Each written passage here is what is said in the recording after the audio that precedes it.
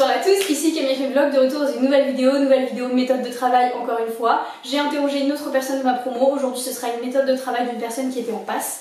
Voilà, et petit disclaimer avant de commencer, bien évidemment c'est une méthode que je vous propose qui a marché sur une personne. C'est pas la méthode absolue qu'il faut faire pour réussir, non vraiment pas. C'est une méthode, vous pouvez la suivre, vous pouvez ne pas la suivre, vous pouvez prendre des détails de cette méthode, des choses de cette méthode, les adapter à vous. Enfin voilà, le but c'est vraiment de vous aider à trouver votre méthode qui marche sur vous, en vous en proposant différentes pour que vous puissiez voir différentes choses qui ont été faites et qui peuvent marcher ou pas sur vous. Voilà, mais c'est vraiment pas obligé de reproduire à 100% cette méthode là pour réussir. Bref, sans plus attendre, on va commencer avec la vidéo. Donc déjà, il faut savoir que la personne que j'ai interrogée travaillait à la BU. Il travaillait à la BU de 8h30 à 22h30, donc les horaires ouverture-fermeture BU. Et il prenait une pause le midi pour aller manger, donc vers 11h30, il prenait une pause de 20-30 minutes pour aller manger. Ensuite, lui, pour retenir vraiment son cours, ce qu'il faisait, c'est qu'il essayait de le relire 3 fois en profondeur, enfin de l'apprendre en fait. Il faisait 3 lectures, 3 passages sur le cours vraiment en profondeur pour essayer de tout retenir, et après les autres lectures c'était vraiment que de la révision. Du coup, je vais parler de J dans cette vidéo, mais c'est pas vraiment une méthode des J, c'est juste pour moi me repérer un peu mieux. Donc lui, ce qu'il faisait, c'est que AJ0 c'était la découverte du cours. Donc là, il allait vraiment essayer de lire le cours dans sa globalité, d'essayer de retenir quelques informations, surligner, comprendre le cours. Enfin voilà, c'est vraiment une lecture qui est très globale. Ça lui prenait en général 1h30. Et voilà, c'était vraiment de la découverte, essayer de retenir un peu les infos et tout, mais dans la globalité. Ensuite, AG1, donc le lendemain, il allait essayer de revoir son cours, et là pour éviter, il allait faire le point sur ce qu'il avait retenu, et pour éviter une lecture qui est passive, il prenait un crayon rouge et il entourait toutes les infos pertinentes, tous les détails qui lui paraissaient super importants à retenir et tout. Et là c'était une lecture déjà où il allait plus dans les détails, il essayait plus de retenir les détails.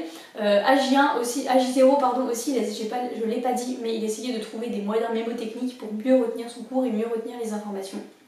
Et enfin, sa dernière lecture, enfin sa dernière vraie lecture, AJ3. Donc ça c'est une lecture qui lui prenait beaucoup plus de temps, puisque le J0 lui prenait 1h30, le J1 lui prenait 1h, et là ça lui prenait vraiment 5 heures. Il allait vraiment essayer d'aller dans tous les détails, de retenir toutes les informations, il allait vraiment à fond dans son cours. Il prenait des feuilles de brouillon qu'il prenait à côté de son cours, déjà il faisait le point sur ce qu'il avait retenu et tout ce qu'il n'avait pas retenu, il le notait sur la feuille pour essayer de faire travailler différents types de mémoire, puisque comme ça il voyait son cours qu'il avait fuyoté le premier jour, qu'il avait commencé à apprendre, etc.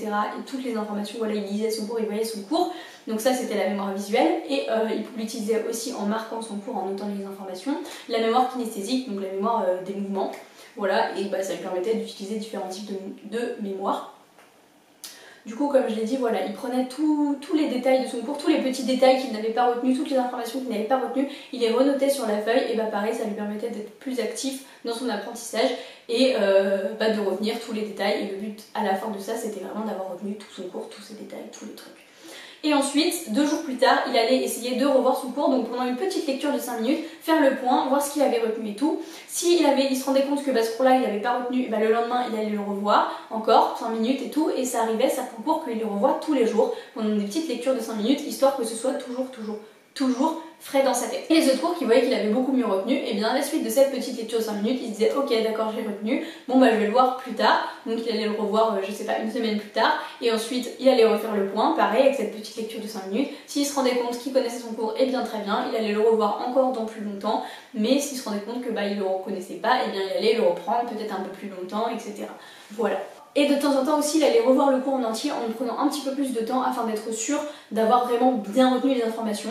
Donc tout ce dont j'ai pu vous parler là, c'était pour ce qui était des matières à par cœur. Mais pour les matières à calcul, ce qu'il faisait, c'est que J-7 avant l'examen, donc de J-7, donc une semaine avant, à J-2, il se retapait tout le programme de matières à calcul qui avait tombé. Donc avant, il ne s'en était pas du tout occupé, vraiment il ne s'en était pas occupé. Et là, en gros, une semaine avant l'examen, il se mettait à faire les matières à calcul à fond, à s'entraîner, à essayer de comprendre, à voir le cours, etc. Sachant que il m'a dit qu'il était assez bon en calcul, donc peut-être qu'une personne qui a plus de difficultés devra prendre plus de temps que ça. Mais voilà, lui c'est ce qu'il faisait, il se mettait vraiment à faire toutes les matières à calcul, en fait en gros à découvrir le programme et à apprendre et à comprendre à ce moment-là, et ça marchait pour lui. Aussi pour tout ce qui est analcool et tout, faut savoir qu'il allait toujours au col au premier semestre, mais pas du tout au deuxième semestre. Et pour ce qui est des annales, 2 semaines avant l'examen, il se mettait à faire des annales, donc en général il faisait à peu près 2 tours sur les annales. Il faisait ça puisqu'en fait il n'aimait pas... il faisait ça pour... En gros, En gros, il faisait ça pour ne pas connaître les réponses des annales par cœur, c'est-à-dire que son but c'était vraiment en faisant les annales de réfléchir à son cours, d'essayer de trouver la solution à l'annale avec son cours et pas juste d'essayer de se rappeler la réponse de cette annale-là parce qu'on l'a déjà vu 35 fois et voilà, on essaie juste de connaître les annales par cœur. Je sais pas si vous voyez ce que je veux dire. Mais voilà, c'est lui ce qu'il faisait. Ensuite, pour ce qui est des examens, il faut savoir que lui, les jours d'examen, il se couchait environ la veille à 20h, 20h30, 21h et il se réveillait à minuit 30, donc il ne dormait pas beaucoup. Et comme ça lui laissait 7h, donc de minuit 30 à 7h30, il révisait ses cours à fond et il essayait de se retaper tout le programme qui allait tomber à l'examen qui avait lieu le matin pour être sûr d'avoir tous ses cours en tête en fait en arrivant à l'examen. Voilà. Comme ça il avait tous les détails, tout était vraiment frais dans sa tête. Bon voilà, j'ai fini de vous parler de cette méthode de travail, j'espère que cette vidéo vous aura plu. C'est une méthode qui est totalement différente de celle que j'ai pu faire ou de celle que j'ai vue précédemment, donc je trouvais ça très intéressant de vous la proposer. J'espère que ça aura pu vous aider, j'espère que ça vous aura plu. En attendant, moi je vous fais des bisous et je vous dis à bientôt dans une prochaine vidéo.